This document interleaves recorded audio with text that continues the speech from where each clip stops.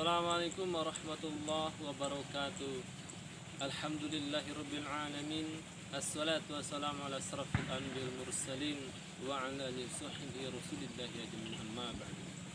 Alhamdulillah, puji syukur kita panjatkan kehadirat Allah Subhanahu wa taala yang selalu memberikan kita kesempatan dan kenikmatan sehingga kita masih bisa menikmati iman dan Islam pada kesempatan kali ini.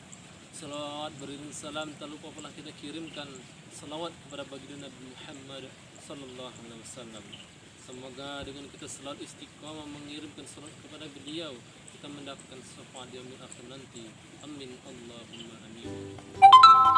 Baik hadirin dimuliakan Allah Subhanahu wa taala, pada kesempatan kali ini saya akan sedikit menyampaikan apa itu majas. Majas itu akan terbagi menjadi dua bagian. Yang pertama yaitu majas mursal, yang kedua yaitu majas isti'arah. Majas mursal adalah majas yang alaqahnya hubungan antara makna yang hakiki dan makna majas. Selain itu berupa tasbih, yaitu penyempurna. Kemudian Allah Subhanahu wa taala tadi sudah kita sedikit singgung tentang bagian-bagian majas, di mana majas itu dibagi menjadi dua, yaitu majas mursal dan majas isti'arah. Di sini kita akan memfokuskan ataupun menjelaskan sedikit tentang majas mursal. Majas mursal adalah kata yang serupa digunakan untuk menunjukkan selain arti aslinya karena melihat hubungan yang bukan berupa penyempurnaan serta adanya pertanda yang menunjukkan tidak mendekati makna aslinya. Di dalam alaqahnya majas, di sini dibagi atau terdapat bermacam bagian, yaitu terdapat 11 bagian, di mana yang pertama yaitu juz'iyah, mengucapkan juz sebagian untuk menunjukkan keseluruhan. Istimal al-juz kulli, artinya kunul madhkuru din nasyai'in akhar. Adalah lafaz yang disebutkan untuk menyimpan makna sesuatu yang lain. Contoh, menyebutkan kalimat bagi kalam, sebagaimana kalimat la ilaha illallah, padahal kalimat tersebut adalah kalam, akan tetapi bisa disebut kalimat. Ataupun ada contoh yang lainnya, nasyaral hakimi uyunahu fil madinah, 5 gubernur telah menyebarkan beberapa matanya di kota. Contoh di atas ditafsirkan dengan al-jawasis, mata-mata, spionase. Jadi lafaz al-uyun adalah majas mursal. Alaqahnya adalah juz'iyah, sebab setiap mata adalah bagian anggota tubuh dari spionase hal. Yang kedua yaitu kulliyah, menggunakan keseluruhan untuk juz. Istima'al kulliyah fil juz, artinya kunu syai'i mutadammanna al maqsudi wa li ghairihi, adanya makna yang disebutkan menyimpan hal yang dimaksudkan dan halnya dan lainnya. Syarhiyatul lubin al-masun,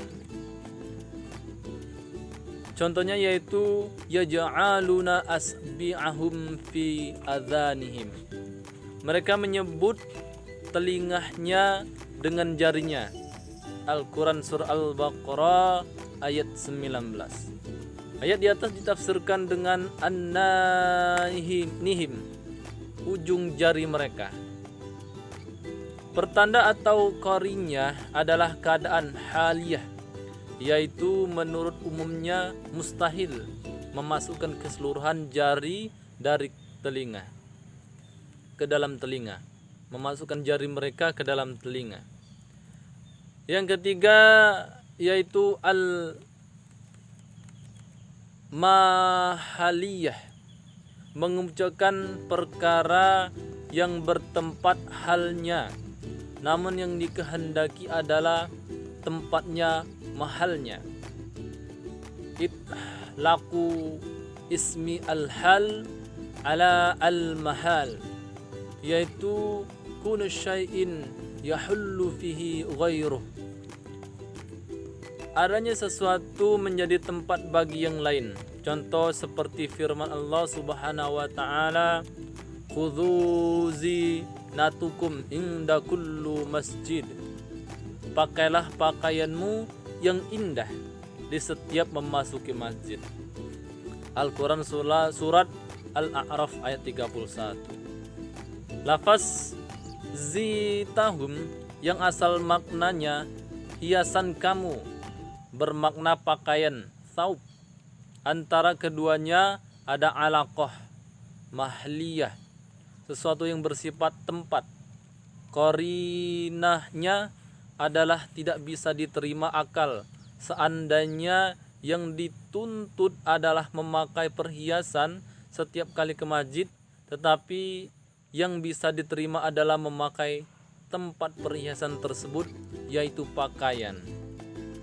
Yang keempat yaitu al-mahiliyah, yaitu al-haliyah, kununu syai'in halla fi ghairih, adanya sesuatu itu menempati pada lainnya. Contoh Jahir Al-Baqarah, huduri natakum inda kullu masjid, pakailah pakaian yang indah di setiap memasuki masjid. Surah Al-A'raf ayat 31 yang telah dijelaskan tadi. Pada ayat tersebut lafaz masjid yang asalnya bermakna tempat sholat, tetapi dihendaki adalah sholat. Di antara keduanya ada alaqah haliyah, sesuatu yang bertempat. Qorinya adalah kesesuaian dalam kalimat siyakul kalam dengan sebelumnya. Adapun yang kelima yaitu al-aliyah, alat. Mengucapkan alat tetapi yang dikehendaki sesuatu yang butuh alat, ma'lud. Itlaqu alat, al-alat wa iradatu al-ma'lud, artinya kunu syai'i wasitatun li isala athri syai'in ila akhar, adanya sesuatu merupakan perantara atau alat untuk menyampaikan pengaruh sesuatu kepada yang lain, atau maknanya merupakan alat bagi perkara yang dipindah. Contoh firman Allah Subhanahu wa taala dalam surat Al-Asyurah ayat 84 yang berbunyi waja'alu la lishana sidakin fil akhirin, dan jadikanlah aku buah tutur yang baik bagi orang-orang yang datang kemudian. Contoh tersebut ditafsirkan artinya zikrah hasanah, buah tutur ataupun ucapan yang baik. Jadi lafaz lisanun menggunakan arti zikrun hasanah atau ucapan yang baik yang merupakan ma'lud adalah majaz mursal. Yang keenam yaitu mengucapkan zarh, wadah. Namun yang dimaksud adalah mazuf yang diwadahi istima'lu zafifi ma'zuf. Contohnya syaritu kuza, aku minum kendi. Yang dikehendaki ialah air kendi, ma'zuf kuza sebagai zaraf, sebagai zorof. Yang ketujuh ma'zuf, mengucapkan ma'zuf, sesuatu yang diwadahi namun yang dimaksudkan zaraf ataupun wadah. Istimalu zarfi fi ma'zuf. Contoh fa fi rahmatallahi hum fiha khalidun, maka mereka berada dalam rahmat Allah yaitu surga mereka kekal di dalamnya. Al-Quran surah Al-Imran ayat 107. Yang dimaksudkan dalam rahmat adalah surga, yang mana surga merupakan tempat rahmat. Jadi lafaz rahmat adalah majaz mursal, alaqahnya adalah madzufiyah, sesuatu yang diwadahi.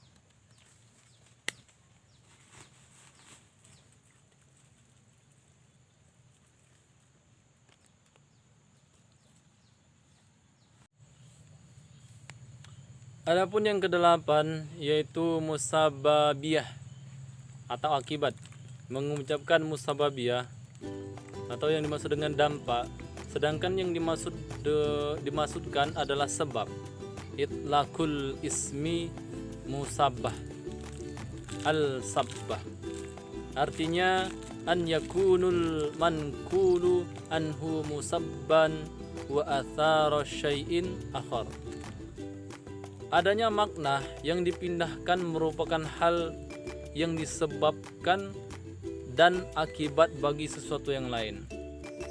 Sebagaimana contoh yang tertera dalam firman Allah Subhanahu wa taala di dalam Al-Qur'an surat Al-Mu'minin ayat 13 yang berbunyi wa yunazzilu lakum minasyama'i rizqa, dan menurunkan untukmu rezeki dari langit.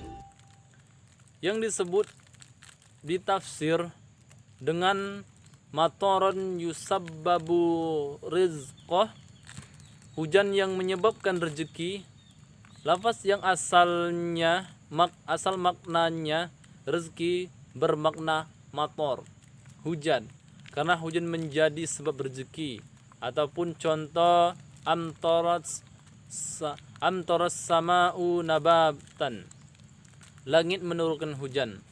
Lafaz nabatan yang makna aslinya tumbuhan bermakna matoran, hujan maksudnya langit menurunkan hujan yang menyebabkan tumbuh tanaman, ataupun hujan menjadikan sebab tumbuhnya tumbuh-tumbuhan. Yang kesembilan yaitu sabiyah ataupun sebab, mengucapkan sebab dan memberi pengaruh pada lainnya. Kunu syai'in mankulu anhu sababan wa mu'athara fi khairi. Adanya makna yang dipindahkan itu merupakan sebab dan memberi pengaruh pada lainnya. Contohnya ra'at masyiatul ghaithah, binatang itu makan tumbuh-tumbuhan. Lafaz al-ghaitha diberi makna tumbuh-tumbuhan, al-banat, sebab lafaz al-banat yang artinya hujan merupakan sebab bagi tumbuh-tumbuhan itu. Qarinyah adalah makna yang dipindahkan, yaitu makna yang dipindahkan. Yang ke-10 memandang apa yang lalu, i'tibaru makan, artinya an-nazaru ilal madi, an-nazaru ilal madi, memandang kepada masa yang telah lewat, seperti yang telah difirmankan Allah Subhanahu wa taala di dalam Al-Qur'an An-Nisa, wattul yatama amwallahum, dan berikanlah kepada anak-anak yatim yang sudah baligh harta mereka. Contoh di atas ditafsirkan dengan alladzina kanu yatama thumma balau, artinya anak-anak yatim kemudian memasuki dewasa. Jadi lafaz al-yatama adalah majaz mursal yang alaqahnya adalah i'tibaru makana, artinya menganggap apa yang ada dengan menghendaki apa yang sudah terjadi. Yang ke-11 ataupun yang terakhir pada alaqah majaz ini, majaz yang terakhir yaitu menghendaki apa yang terjadi, i'tibaru ma yakun, artinya anzuru ila mustaqbal, melihat apa yang akan terjadi di masa yang akan datang. Contoh, tabahtu khubza, aku menggiling roti. Contoh tersebut ditafsirkan dengan ay habba yaulu ilal an yakunu khubza, artinya biji-bijian yang pada akhirnya menjadi roti. Jadi lafaz khubza adalah majaz mursal yang alaqahnya adalah menganggap apa yang bakal terjadi. Adapun contoh, inni arani aksira khomro, sesungguhnya aku bermimpi bahwa aku memeras anggur. Al-Quran Surat Yusuf ayat 36. Ayat yang menjadi contoh di atas ditafsirkan dengan asyirah ya'ulu amruhu ila khamri, artinya memeras anggur yang pada akhirnya menjadi arak. Alaqahnya adalah melihat apa yang bakal terjadi. Mungkin hanya itu alaqah yang ada di dalam mazhab yang dapat disampaikan pada kesempatan kali ini.